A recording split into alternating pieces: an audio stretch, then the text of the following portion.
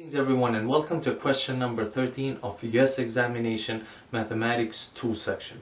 In this question we have 3z plus 2i, which is equal to its conjugate z minus 3, and we are as the absolute value of z.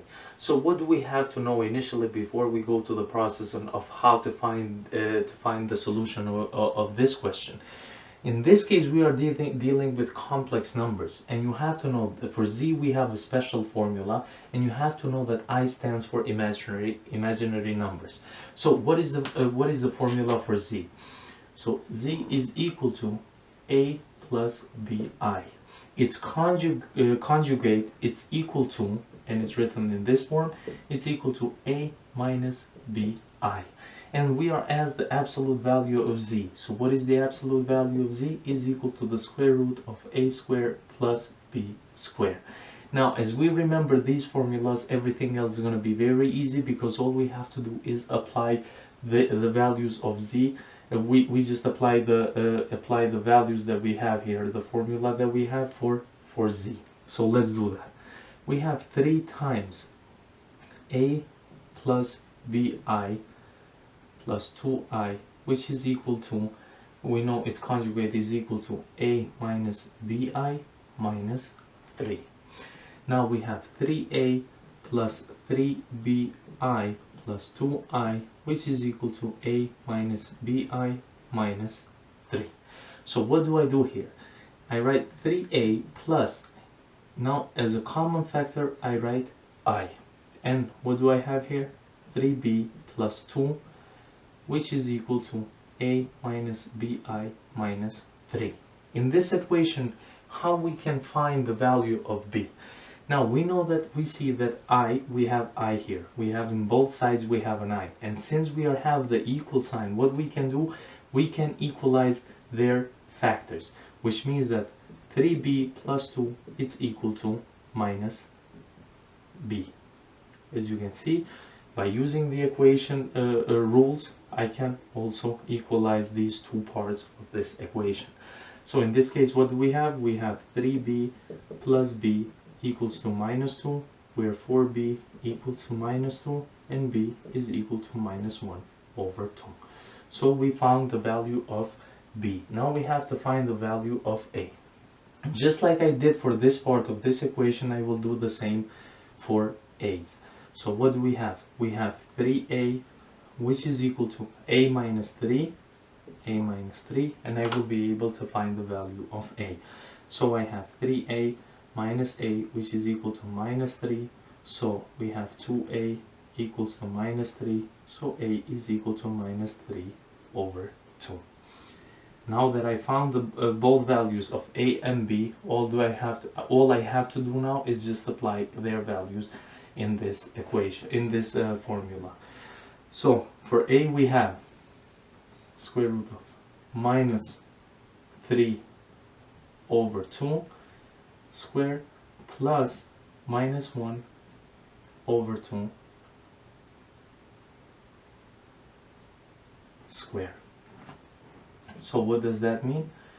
Square root of minus times minus, it becomes positive, so we have 9 over 4 plus 1 over 4, and that is equal to square root of 10 over 4, which is equal to square root of 10 over 2.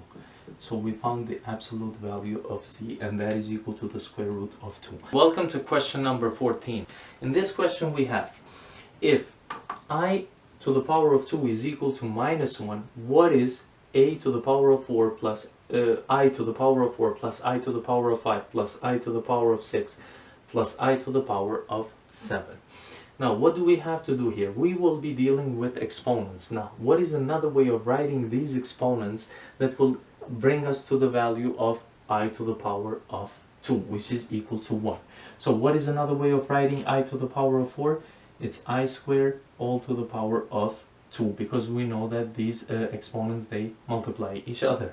So plus I to the power of 2 all to the power of 2 times I, because after that if they have the same base, the exponents add each other. So we have plus I to the power of 2 all to the power of 3 plus I to the power of 2 all to the power of 3 times I.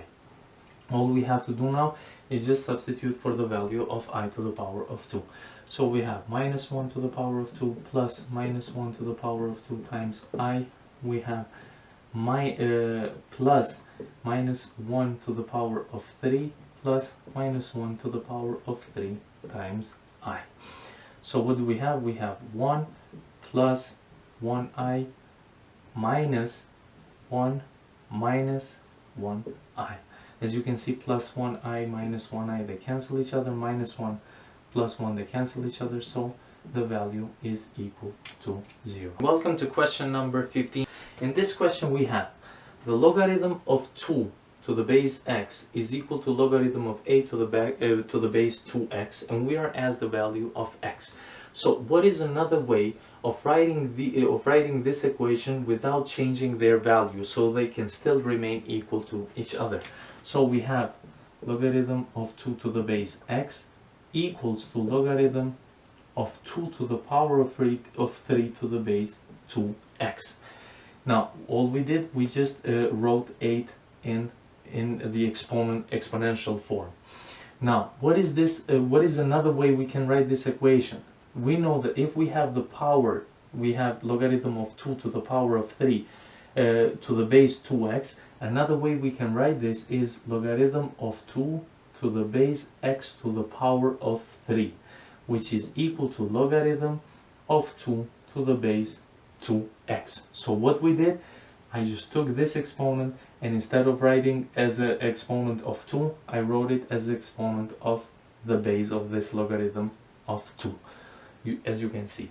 Now, since we have logarithm of 2's in both sides, all I can do is just equal their bases. So we have x to the power of 3, which is equal to 2x. And after that, everything is very simple. We simplify x's, so we have x to the power of 2, which is equal to 2, and x is equal to the square root of 2.